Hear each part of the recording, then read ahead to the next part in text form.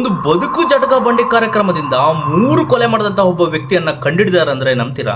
ஒரு சின்ன கிணறு மாதிரி இருக்கும், அதுல 2 பேர் இருக்கும். 2 பேரை பார்த்து நீங்க வாழ்ற வீட்டுல 2 படம் இருக்கும்.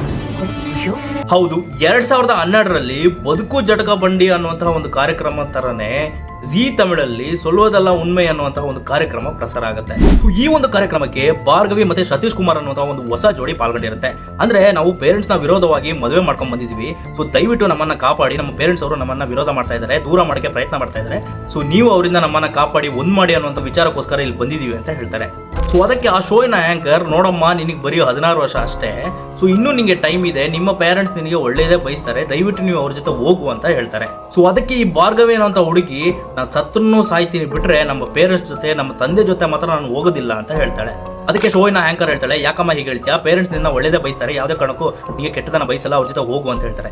ಇಲ್ಲ ಮೇಡಮ್, ನಾನು ಅವ್ರ ಜೊತೆ ಹೋಗೋದೇ ಇಲ್ಲ, ನಮ್ಮ ತಂದೆ ಸಿಕ್ಕಾಪಟ್ಟೆ ಕುಡಿತಾರೆ, ತುಂಬಾ ಅವಾಚ್ಯ ಶಬ್ದಗಳಿಂದ ಮಾತಾಡ್ತಾರೆ, ಅದಲ್ಲದೆ ಕುಡ್ಕೊಂಬಂದು ನನ್ನ ತರನೇ ತಪ್ಪಾಗಿ ನಡ್ಕೊಳ್ತಾರೆ, ಹಾಗಾಗಿ ನಾನು ಅವ್ರ ಜೊತೆ ಹೋಗಲ್ಲ ಅಂತ ಹೇಳ್ತಾಳೆ. ಸೊ ಅದ್ರ ಜೊತೆ ಭಾರ್ಗವಿ ಅವರು ಇನ್ನೊಂದು ಶಾಕಿಂಗ್ ವಿಚಾರನ ಹೇಳ್ತಾರೆ. ಒಂದು ವೇಳೆ ನೀವೆಲ್ಲಾದ್ರೂ ಲವ್ ಮಾಡಿ, ಎಲ್ಲಾದ್ರೂ ಲವ್ ಮ್ಯಾರೇಜ್ ಮಾಡಿ ಓಡೋದ್ರೆ ನಿಮ್ಮನ್ನ ಹುಡ್ಕೊಂಬಂದು ಕೊಲ್ತೀನಿ, ಕೊಲ್ಲದಲ್ದೆ ಇದೇ ಬಾವಿ ಹತ್ರ ನಿಮ್ಮನ್ನ ಹೂತಾಕ್ತೀನಿ ಅಂತ ಹೇಳ್ತಾರೆ.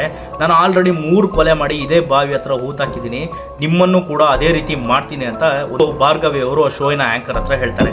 ಸೊ ಅದಕ್ಕೆ ಆ ಶೋಯಿನ ಆಂಕರ್, ಏನಮ್ಮ ಇಷ್ಟೊಂದು ಸಮಸ್ಯೆಗಳಿದೆ, ನಿಮ್ಮ ತಾಯಿ ಹತ್ರ ನೀನು ಇದನ್ನ ಹೇಳಿದ್ಯಾ ಅಂತ ಕೇಳ್ತಾರೆ. ಹೌದು ಮೇಡಮ್, ನಾನು ಹೇಳಿದೆ, ಅದಕ್ಕೆ ನಮ್ಮ ತಾಯಿ ಕೂಡ ಅದನ್ನೇ ಹೇಳಿದ್ರು.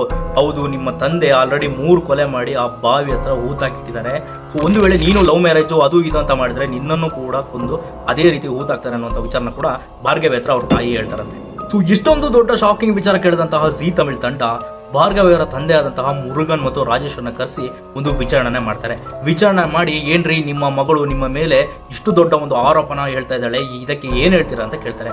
ಅದಕ್ಕೆ ಆ 3 ಕೊಲೆ ಮಾಡಿದಂತಹ ಮುರುಗನ್, ನೋಡಿ ಮೇಡಮ್, ನಾನು ಅವರ ಪ್ರೀತಿಗೆ ವಿರೋಧ ಮಾಡ್ತಾ ಇದ್ದೆ, ಅದಕ್ಕೋಸ್ಕರ ನನ್ನ ಮೇಲೆ ಇಲ್ಲ ಸಲ್ಲದ ಆರೋಪನ ಮಾಡ್ತಿದ್ದಾರೆ ಬಿಟ್ರೆ ಬೇರೆ ಏನೂ ಇಲ್ಲ ಅಂತ ಹೇಳ್ತಾನೆ. ಆದ್ರೆ ಈಗಲೂ ಕೂಡ ಅವರಿಬ್ಬರನ್ನ ಒಪ್ಕೊಂಡು ಅವರಿಬ್ಬರಿಗೂ ಕೂಡ ನಾನು ಮದುವೆ ಮಾಡ್ಕೊಡ್ತೀನಿ, ದಯವಿಟ್ಟು ನನ್ನ ಜೊತೆ ಕಳ್ಸ್ಕೊಡಿ ಅಂತ ಹೇಳ್ಬಿಟ್ಟು ಆ ಶೋ ಅಲ್ಲಿ ಆಂಕರ್ ಹತ್ರ ಅವನು ಕೇಳ್ಕೊಳ್ತಾನೆ. ಅದಲ್ಲದೆ ಆ ಶೋ ಮುಗಿದ್ಮೇಲೆ ಜಿ ತಮಿಳ್ ತಂಡಕ್ಕೆ ಹೋಗ್ಬಿಟ್ಟು ದಯವಿಟ್ಟು ಈ ಒಂದು ಎಪಿಸೋಡ್ ನಮ್ಮ ಹತ್ರ ಪ್ರಸಾರ ಮಾಡ್ಬಿಡಿ ಅಂತ ಹೇಳ್ಬಿಟ್ಟು ಕಾಲಿಗೆ ಬಿದ್ದು ಕೇಳ್ಕೊಳ್ತಾನೆ. ಸೊ ಅದಕ್ಕೆ ಜಿ ತಮಿಳ್ ತಂಡದವರು ಇಂಥ ಒಂದು ಎಪಿಸೋಡ್ ನಾವು ಪ್ರಸಾರ ಮಾಡಬೇಕಾ ಬೇಡವಾ ಅನ್ನೋ ಗೊಂದಲದಲ್ಲಿ ಇದ್ದಾಗ ಭಾರ್ಗವಿ ಇನ್ನೊಂದು ಶಾಕಿಂಗ್ ವಿಚಾರನ ಕೂಡ ಹೇಳ್ತಾಳೆ. ಅಂದ್ರೆ ನನ್ನ ತಂದೆ 3 ವ್ಯಕ್ತಿಗಳನ್ನ ಕೊಲೆ ಮಾಡಿ ಆ ಬಾವಿ ಹತ್ರ ಹೂತಾಕಿರೋದು 100ಕ್ಕೆ 100 ಸತ್ಯ. ಆ 3 ವ್ಯಕ್ತಿಗಳ ಹೆಸರು ಒಂದು ಲಾವಣ್ಯ, ಶೇಖರ್ ಹಾಗೂ ಸಿಲಂಬರಸನ್ ಅನ್ನುವಂತಹ ಒಂದು ದೊಡ್ಡ ಶಾಕಿಂಗ್ ವಿಚಾರನ ಹೇಳ್ತಾರೆ. ಮತ್ತೆ ಇಂತಹ ದೊಡ್ಡ ಒಂದು ಶಾಕಿಂಗ್ ವಿಚಾರ ಕೇಳಿದಂತಹ ಜಿ ತಮಿಳ್ ತಂಡ ಪೊಲೀಸರ ಜೊತೆ ಸೇರಿ ಆ 3 ಕೊಲೆಗಳನ್ನ ಹೇಗೆ ಪತ್ತೆ ಹಚ್ತಾರೆ ಅನ್ನೋದನ್ನ ಪಾರ್ಟ್ 2 ಅಲ್ಲಿ ಹೇಳ್ತೀನಿ. ಸೊ ಈ ಒಂದು ಎಪಿಸೋಡ್ಗೆ ಪಾರ್ಟ್ 2 ಬೇಕನ್ನೋರು ಪಾರ್ಟ್ 2 ಅಂತ ಕಮೆಂಟ್ ಮಾಡಿ ಹೇಳ್ತಾ ವಿಡಿಯೋ ಮುಗಿಸ್ತೀನಿ.